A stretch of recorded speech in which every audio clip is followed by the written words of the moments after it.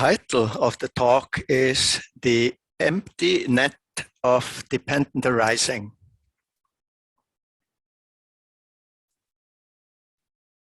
When we listen to Dharma talks or read Dharma books, dependent arising or emptiness of true existence, those two topics, they're often depicted as the heart of the Buddha's teaching. Sometimes it's an explanation showing how the sense organs come into contact with consciousness, how the arising of Vedana, pleasant, painful, or neutral experiences, conditions craving or aversive reactions. We've heard about that a lot.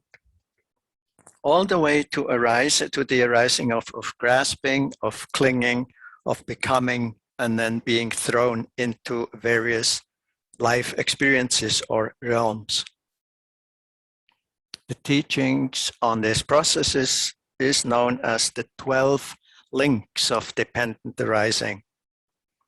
It shows how and where we tie ourselves into knots, we tie ourselves to suffering. Or it shows how we can remain free, unbound. That's the 12 link thing. Another aspect of dependent arising is what we could call the general dependent arising of all things in life. When we deeply understand that all things, all beings, all events, all inner and outer experiences at all times, at every second, arise due to a great variety of conditions, and then collapse again as soon as even just one condition changes. Then we can realize how empty and ungraspable all of life really is, and by this way gaining an insight that is very liberating, since it diminishes or eventually, hopefully, even eliminates craving, grasping, clinging, and attachment. Seeing how this is all a process in which we can't seriously hope to be able to hold on to something and in any way keep it. It's about this second aspect of dependent arising I want to speak tonight. And what I'll do is mostly just give you a variety of different aspects and situations and examples that where this can be seen. And they'll be quite simple examples. This may, hopefully, help us to move from the understanding of this interesting idea to the actual realization that this is what's happening every moment, every single moment of our life. And all of it serves one purpose only. That's the liberation from the deceptive and afflicting, even tormenting mind states and emotions. It's the true heart's release, as the Buddha puts it. It will hopefully also prod us or compel us to move from working on the content of our intellectual or emotional problems and issues to exploring the flow of our moment-to-moment experiences. Sometimes we have no choice and we need to work on the content level a lot of time. But sometimes we would not need to. We could just see moment to moment, coming and going, including unpleasant emotions or pleasant emotions or difficult sensations or nice sensations. To begin, I want to share a parable or metaphor, ein Gleichnis from the Avatamsaka Sutra, it's a so-called Mahayana discourse of the Buddha. It is meant to illustrate the complex interconnectedness of the universe, of our world.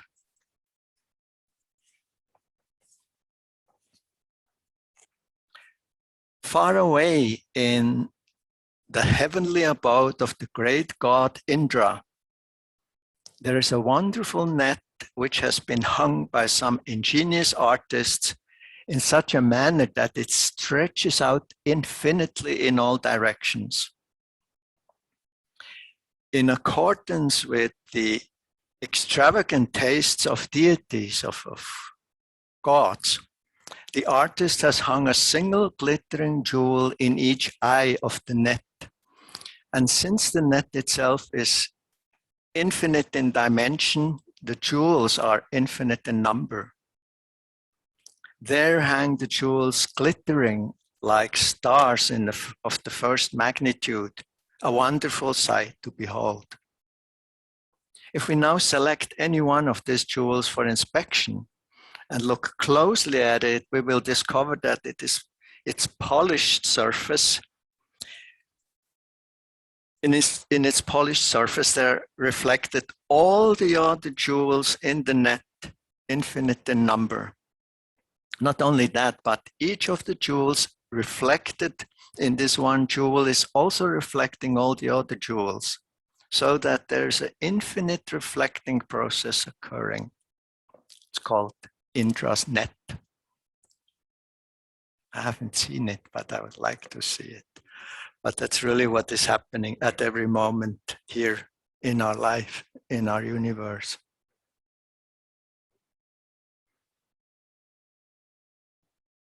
It's a beautiful image that stands for the intricately intertwined network of all things, all beings in existence. Within as much as outside, nothing exists separately and independently of all other things, beings, and events of life. How astonishing and also tragic in a way that we human beings again and again feel as if we were isolated, independent beings amidst this interwoven network of life. It's actually quite strange, isn't it? Within as much as outside. We know now that our brain doesn't simply have different areas which are responsible for specific life functions. Rather, our brain functions as a highly complex network of millions of correlations and connections interacting non-stop at extremely high speed, even in our dreams, even in deep sleep, they now found out. Countless inputs pour down on us every split second through hearing, seeing, smelling, tasting, through inner and outer body sensations. It comes relentlessly, moment to moment to moment. 200 per second. I read that they figure it's a couple of thousand a second, but the brain filters everything out down to only 200 a second that they're taken in and are processed by our brain, they say. Our bodies and our minds are intricate and complex systems of events and experiences. Our world, an equally complex net of happenings which condition and influence each other moment to moment at a very high speed. And the $1,000 question tonight is, how concrete, how real, how graspable can people, things, experiences be which change immediately as soon as a single condition changes, and conditions change incessantly? How real is this whole show really? When in the computer system of Lufthansa, 1 in traceable bug or defect occurs, thousands of travelers may get stuck in the airports all over the world. And it actually does happen. Ursula was in one of those happenings. We're very sorry the computers are down. They didn't even know how to fill it by hand anymore. One computer bug, boom. I mean, it's such complex networks. When in Iceland, a volcano erupts, it may affect flights all over Europe and North America. It did, if you remember. I can't pronounce the name of the volcano, but that's a little bit an old story, but it's still true. If in the year 2000, Al Gore would have received 560 votes more in Florida out of 101 million US votes, Al Gore, rather than George W. Bush, would have been president of the US.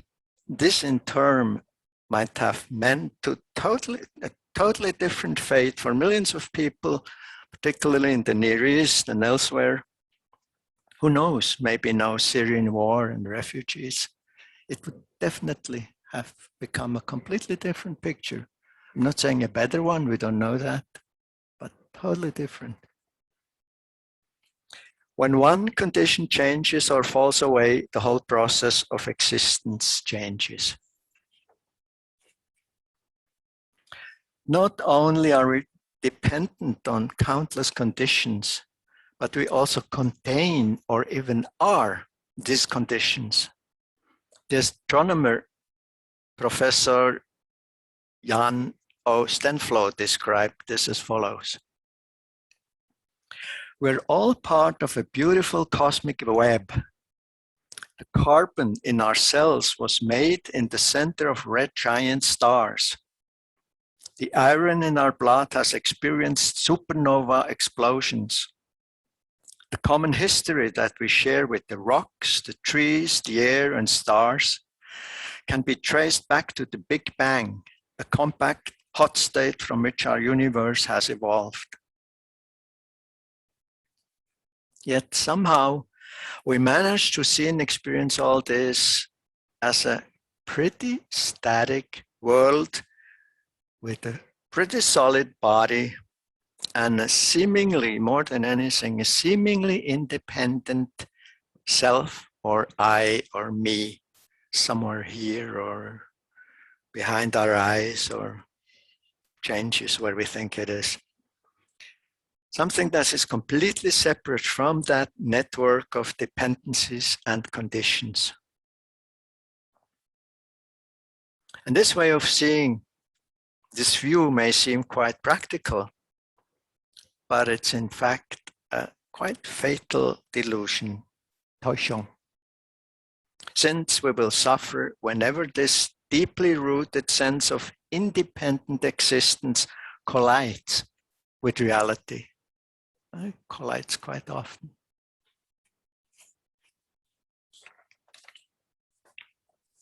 For example, for years we have a stable and safe job. Our company gets sold. One condition changes, and a month later, jobs are being cut, including our own.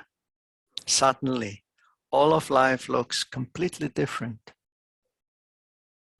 It so happened on a massive scale through the last 1.5 Corona years, actually, to millions of people.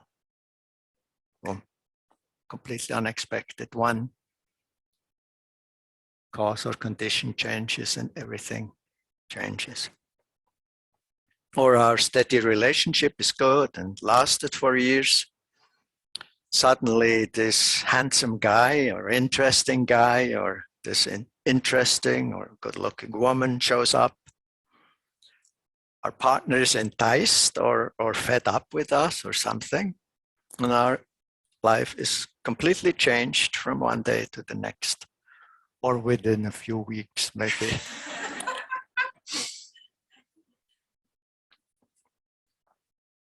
And sometimes it's even more shocking.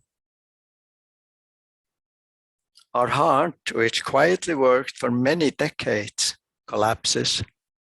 One condition changes and abruptly our whole life changes. When our loved ones suddenly suffer or die, everything changes for us. And when our time has come, everything changes. Definitely for us, but maybe that's too late, but for them. The question, are we ready for any and all of this? Are we a little bit ready? Are we possibly okay with it? I think that's a challenge. And that's the direction our understanding goes when we start to realize how ungraspable, how dynamic, how dependent this whole process of what we are and what life is. It's one of our jobs as practitioners is to find and to apply means which wake us up and bring us into tune with these realities. And the central question here is, I asked it before, how real is reality? Reality, not just outer reality, but reality including ourselves, including our heart and mind. How real is it?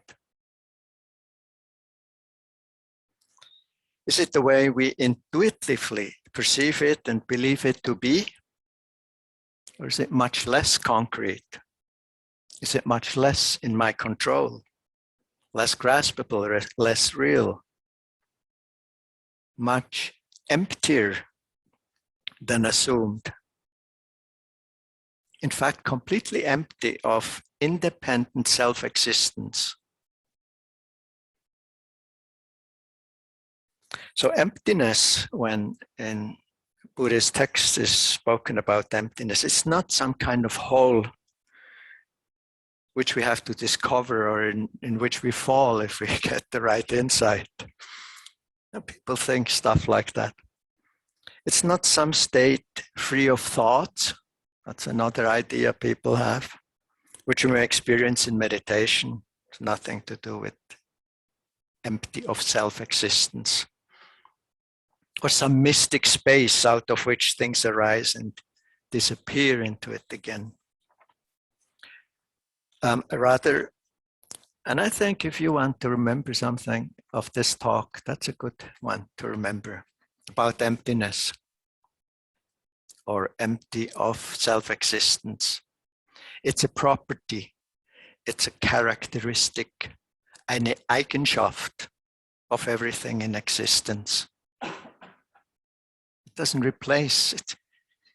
It's an Eigenschaft of this lamp, it's an Eigenschaft of this sweater, it's an Eigenschaft of Fred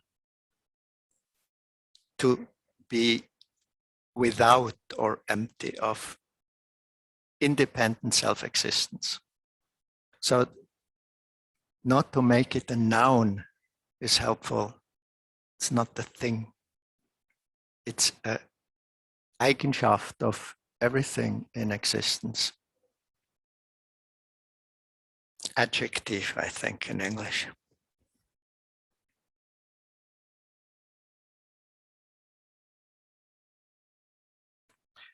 All the things, including ourselves,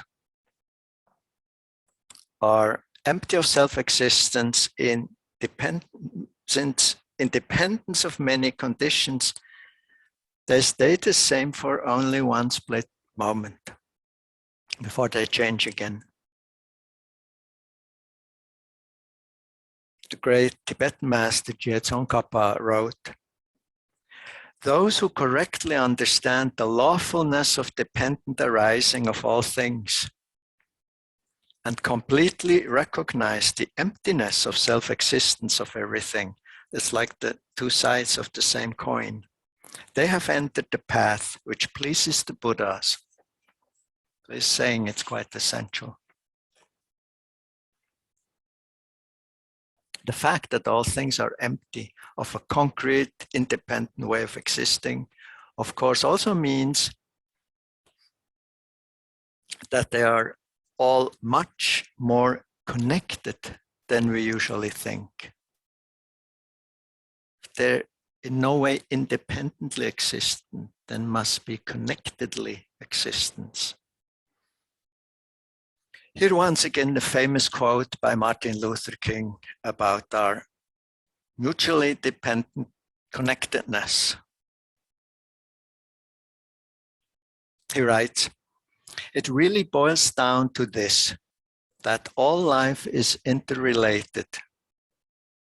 We are all caught in an inescapable net of mutuality, tied into a single garment of destiny.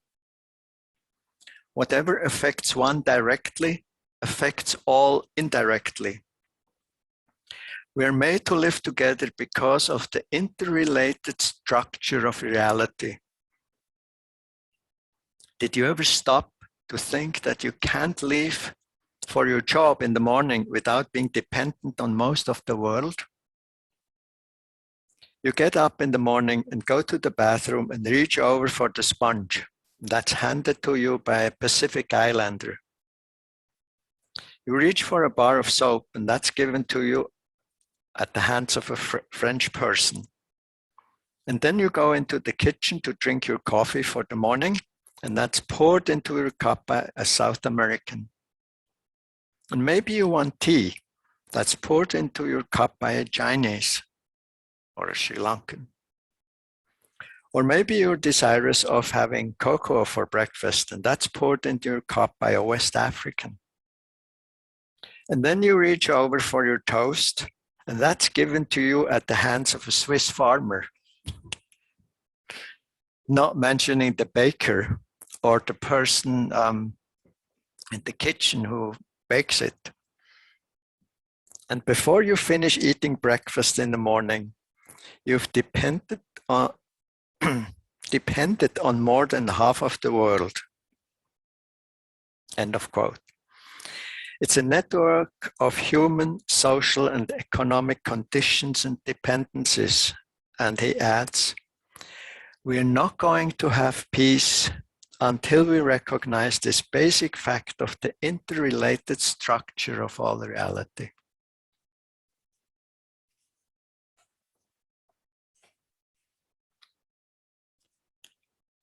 It's really so obvious that everything that arises dependent on causes and conditions cannot have a concrete independent reality, or in other words, is empty of independent self-existence, is without independent self-existence. It's not the isolated entity.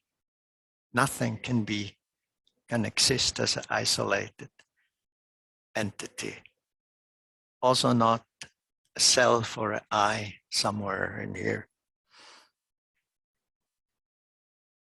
Another interesting area where we can watch dependent arising is people and their achievements, attainments, honors, and fame, and their failures and downfalls. Whether it refers to ourselves or others, there's always the tendency to perceive what they have become as their very personal, or as our very personal achievement or failure. To see and understand how we ourselves, and each and every one of us, is the result of causes and conditions, can both free ourselves from pride as much as from feelings of unworthiness.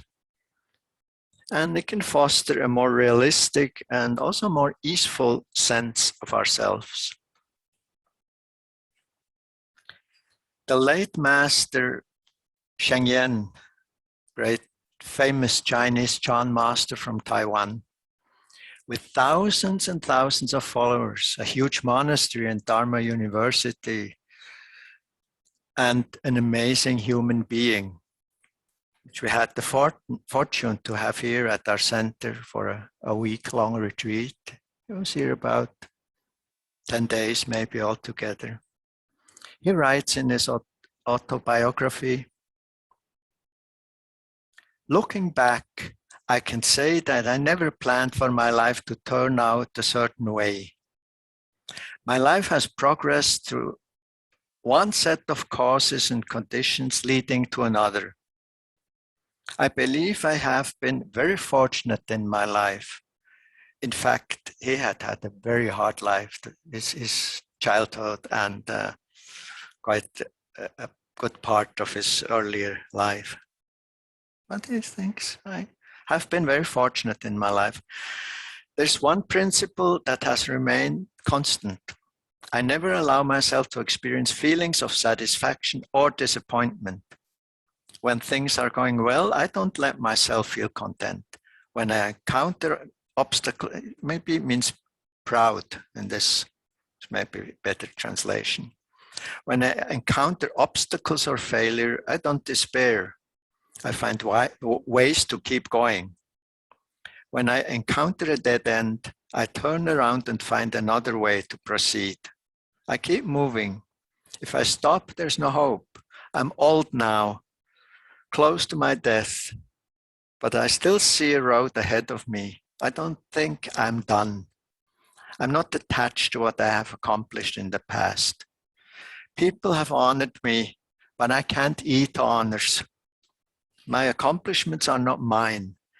That's the important piece here. My accomplishments are not mine. They are a result of causes and conditions, which I did not avoid, but instead willingly took on because I wanted to alleviate suffering and help people. In the time we were able to spend with him here, there was never a sense of him being special or being somewhat aloof or, this kind of important or realized person, but just real caring and a sense of genuine, dignified simplicity.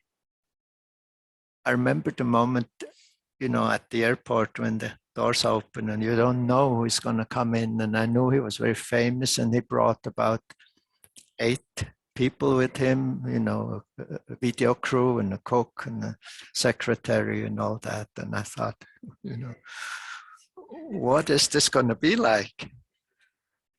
And this man is a very old man, he died less than a year after he had been here. And he was so wonderful, he was so cheerful. He was like totally welcoming and totally simple and easy and kind throughout the days here. It's very special, Carol came all the way from the US just to do retreat with him here. Because you knew him, right? No. You didn't know him. You heard of him. Awareness of conditioned arising also helps with our relationships. Shantideva, the 8th century Indian poet and bodhisattva, writes, when seeing an enemy or even a friend acting improperly, I'll remain relaxed, having understood that his or her behavior is arising from conditions. All the various sorts of negative behavior arise from the force of conditions. Having understood this, I shall not become angry with any person or experience, since they're just like magic emanations. All they do, all they are, arises from conditions and disappears again. Each and every one of us is part of this ever-changing, dependently arising life process. Seeing and understanding this clearly and deeply, hopefully we remain relaxed, as Shantideva puts it. Be very freeing.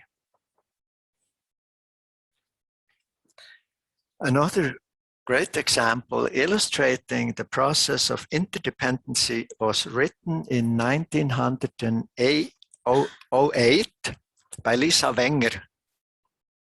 It's a kind of children rhyme. Its origins date back to the 16th century, I read. So it should be very meaningful, isn't it? It's still around very much. My problem is that it is in Swiss German and there is no English equivalent that I know of. So I tried to translate it. It's called Jokkeli soll Kapirli schüttle. Get it? Like little Jack is sent out to shake the pear tree. Okay? So you may know it, but you have to be really careful. Little Jack does not want to shake the pear tree. He's probably too lazy. So the pears, they do not fall. The master sends out little doggy. He should go and bite little Jack. But little doggy won't bite little Jack. Little Jack won't shake the tree, and the pears do not fall. Now I'll jump the first part and go on with a shortened version of the ineffective measures. Otherwise it gets too long. So the master sends out little calf to go and lap up little water, but little calf won't lap up little water. Little water won't extinguish little fire. Little fire won't burn little stick. Little stick won't beat little doggy. Little doggy won't bite little Jack. Little Jack won't shake the tree. And the pears, they do not fall. And now comes the important piece. One crucial condition gets changed in this whole chain. The master goes out himself to straighten things out. And in this thing, from the 16th century, he resorts to quite drastic measures, which I won't specify here. But with this one condition altered, everything changes. Now suddenly, little calf will lap up little water. Now little water will extinguish little fire. And little fire will burn little stick. And little stick will beat little doggy. And little doggy will beat little Jack. Little Jack now does shake the tree. So the pears, they do now fall. Profound sutra on dependent arising. And it's exactly what the Buddha had in mind. A few years before Lisa Wenger, when he said, that's the Buddha, when this is, that comes to be. With the arising of this, that arises. When this is not, that does not come to be. With the cessation of this, that ceases. Conditions, conditions. It's a dance of conditions. It's what we are. It's what life is. Sharon Salzberg says life is like an ever-shifting kaleidoscope. A slight change and all patterns change. Remember as a kid, we looked through and you turn, it goes click, click, click, and it's completely different. Turn a little bit more, it goes click, click, click, and it's, again, totally different image. That's how it is in life. Each and every one of our moment-to-moment experiences arises independent of conditions which meet in a specific way, like this one right now, with conditions having met in a way that this exactly what's going on now is arising and keeps on changing.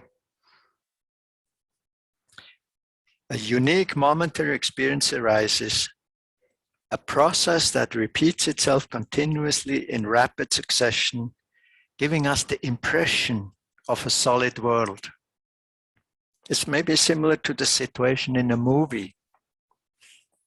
Through the sequence of 25 pictures per second and a certain sequence of sounds, voices, and noises, a deceptively authentic seeming reality is being experienced, which makes us laugh and cry and producing a great variety of mental states and feelings and emotions within us, even though in reality, none of all these events are actually happening.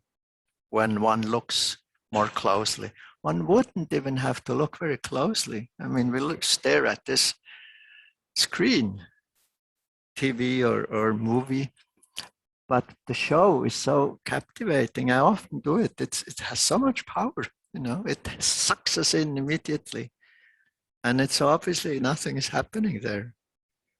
It's just noise and light.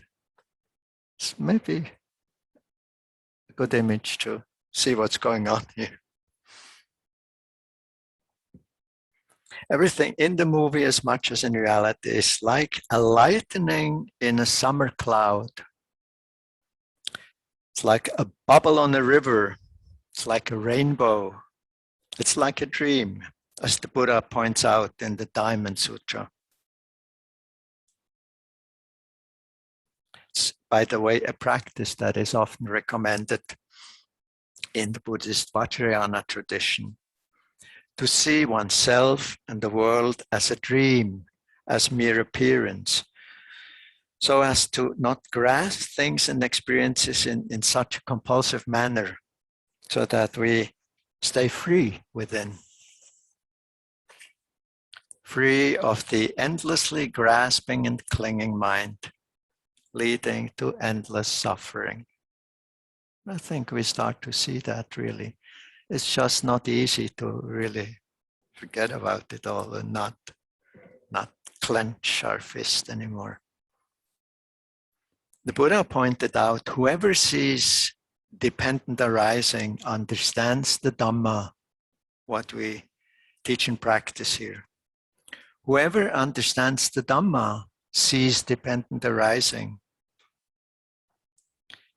Giving up grasping and attachment brings the end of suffering.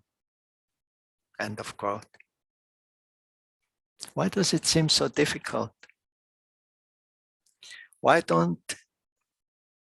we don't even have to let go of something that so far belonged to us? And I think that makes it really strange. We only need to see through the delusion and stop grasping. Just as, for example, in a movie again, the attachment to a pretty or attractive or friendly person with whom we just fell in love in the movie, you know, sometimes it's like catching. Even when we stay in the movie theater searching for that person, you know, once the lights go on and it's over, we wouldn't get any closer to him or her. We have to let go of what never has been ours. I don't know if you ever had the feeling, you know, the movie's over and suddenly, you know, the stupid door where it says Notausgang opens and you sort of stumble out there and there's some loss, some sense of loss. I mean, it depends on the movie and the people who played the movie. But so we have to let go. But we have to let go of something we never had. That's the strange thing. So that's what's really up here. Since all I want to do in this talk is to make us aware of the immediate and omnipresent reality of dependent arising, I'll elaborate using another example. That we start to see it in many, many areas, so it becomes more obvious eventually. Our moment-to-moment experience arises independent of mainly 18 causes or conditions that come together. It's by means of our 6 sense organs, eye, ear, nose, tongue, body, mind, we contact the 6 kinds of objects: sight, sound, smell, taste, sensations, thoughts, feelings, whereby 6 kinds of consciousnesses of knowing arise. And that goes in split moment. All 3 arise. Contact. To be more detailed, independence of the open eye, of space, of light, and of attention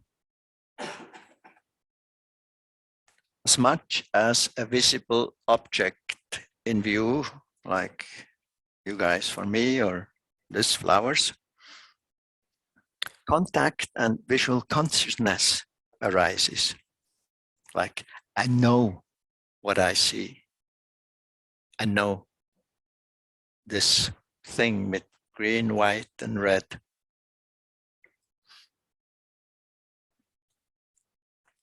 For example, flower, color, space, light, and I. Flower is being seen or experienced.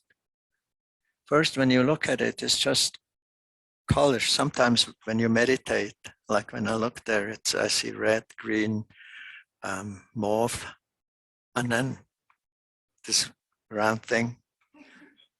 And then within split seconds, I see the person, of course, and the clothes and all that. But that's all a process that takes place. It's not fixed, static, given.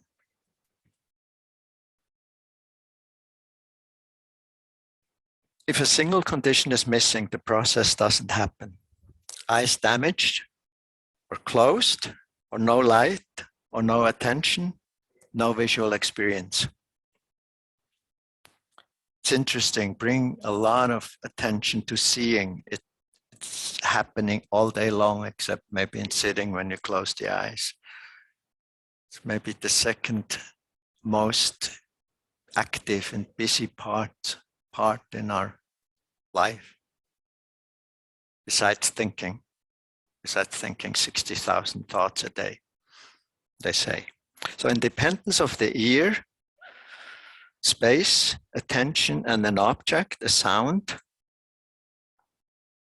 Contact happens in hearing.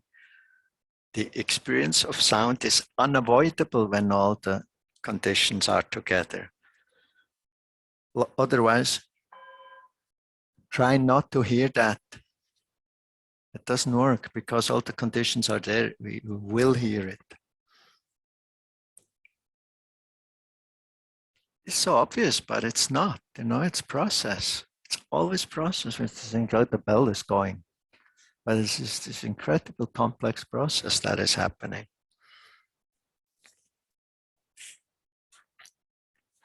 If my hearing aids are off, I don't hear the bell. So there's one extra condition. At lunchtime, smell of curry, nose, attention, contact, smell consciousness comes into being. That same curry on the tongue, attention, contact, taste is experienced. The same with heart, mind, a thought, a feeling, contact, thinking, or feeling experienced. So conditioned by the 6 sense organs and the 6 objects coming into contact, the 6 kind of experience arise seamlessly, moment to moment. Like when you look around, there's a sense of many, many moments. It's seamless because it's so fast.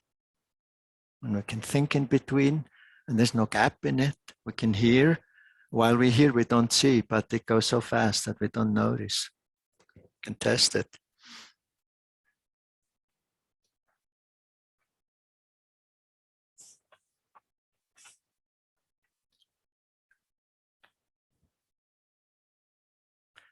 All of it seems real. All of it seems so concrete. Well, in fact, there's never been more than the process of dependent conditioned arising and disappearing. No real concrete flowers out there, no real sound and no real gong or bell, real in the sense of in itself somehow existing separately of everything else. No real curry, just conditioned curry experience. All of it empty of itself, not to be found when we begin to look more carefully.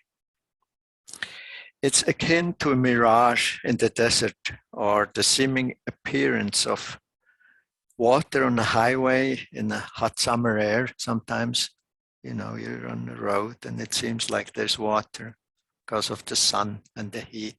And then as you get closer, there's no water. It's a fata morgana, whatever that is in English. The closer we come, the less there is to be found. Nothing to be grasped at, nothing really real. The oasis in the distance appears, but is empty of really being an oasis. It looks like it, but as we go closer, we can't find it. The French poet Paul Valéry wrote, God created everything out of nothingness. The nothingness still shows through a little bit.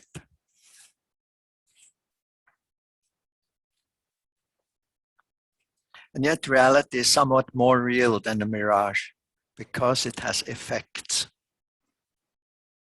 Unsere Wirklichkeit wirkt. I'll say more about it in a minute.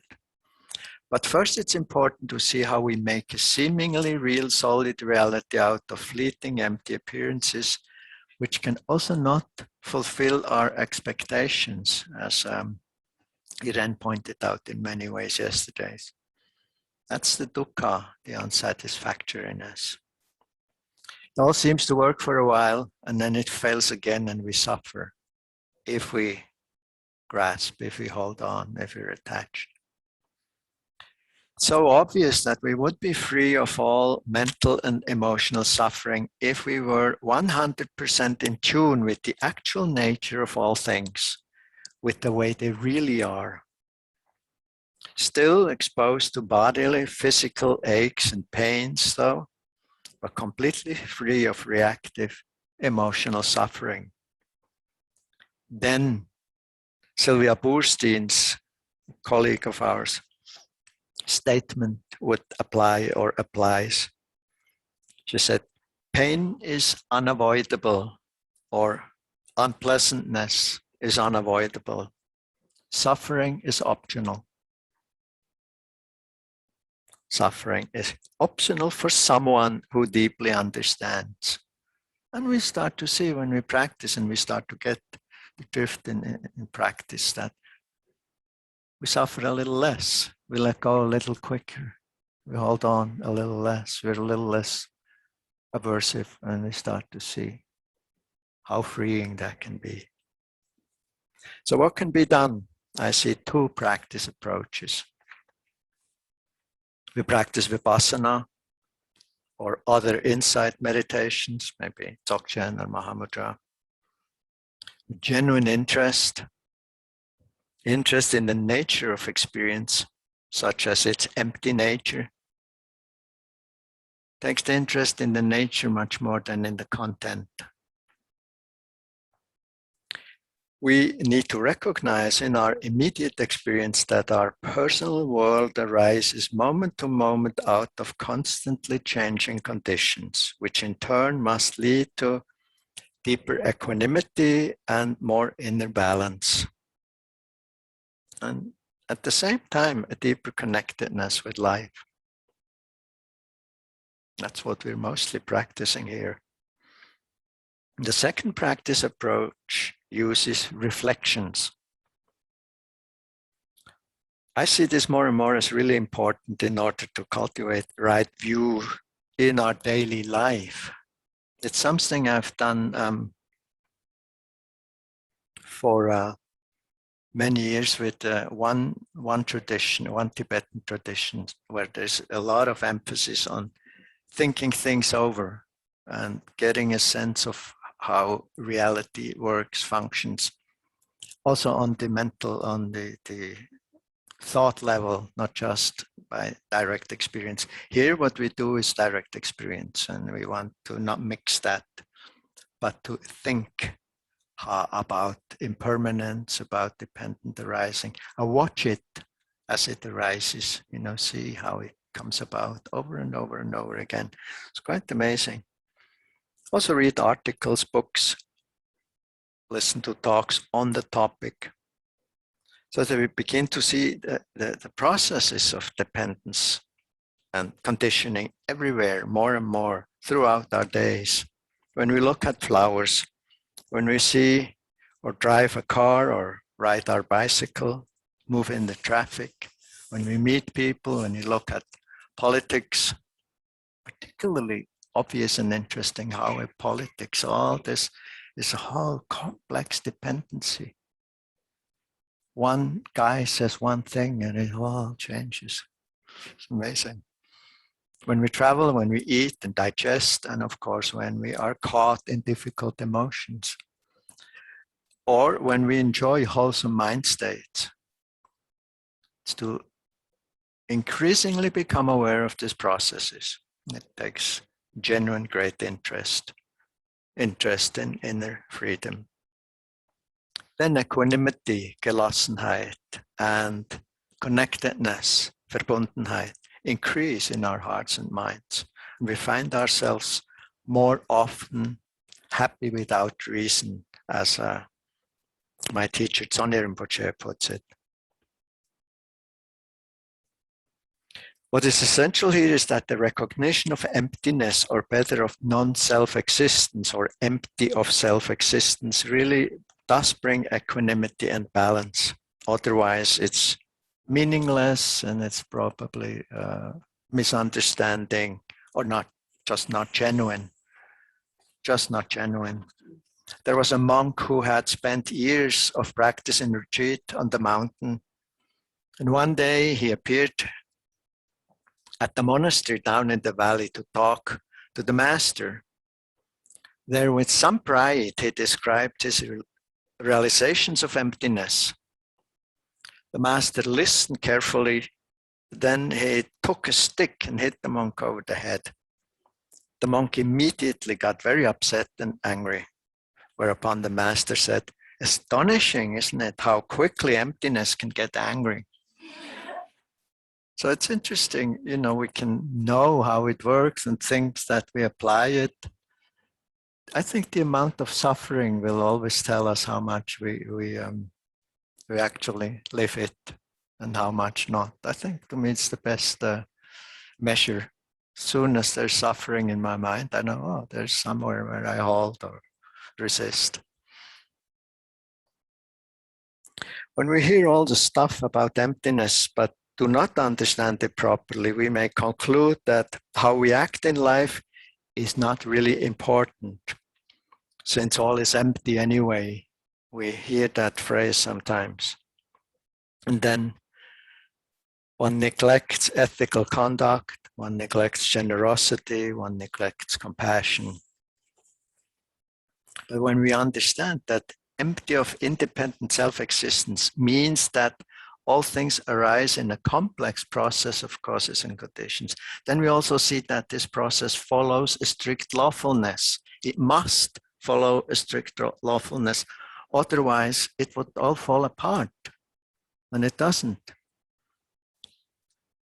Like cows don't give birth to little crocodiles.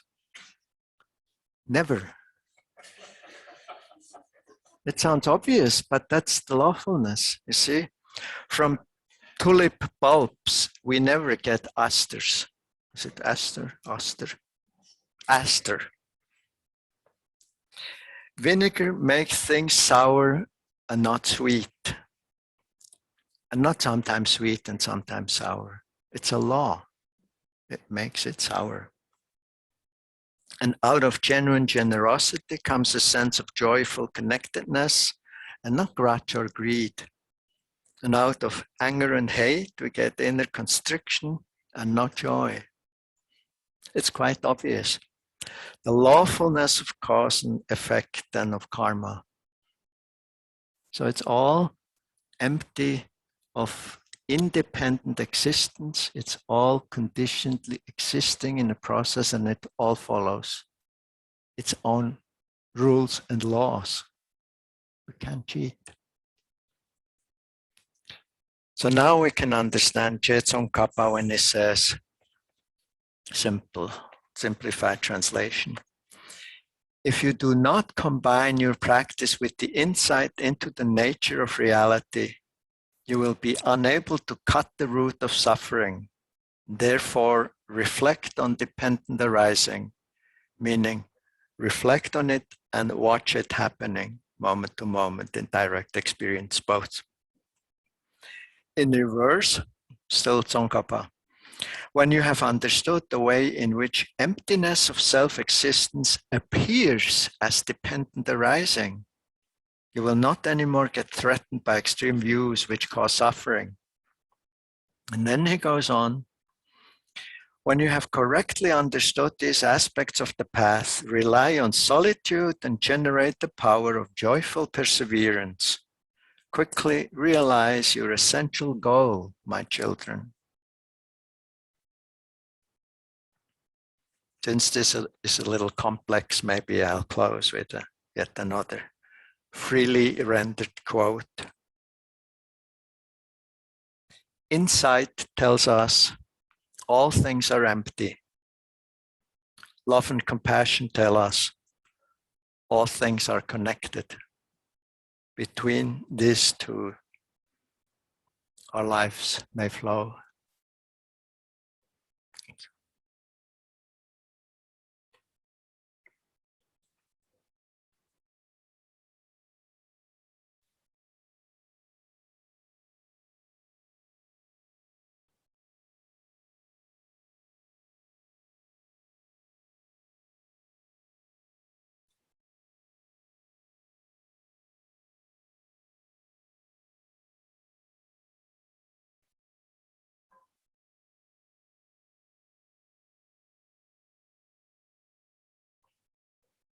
Thank you for your interest. Thank you for listening to the Dharma. It's a bit more than half an hour for walking meditation.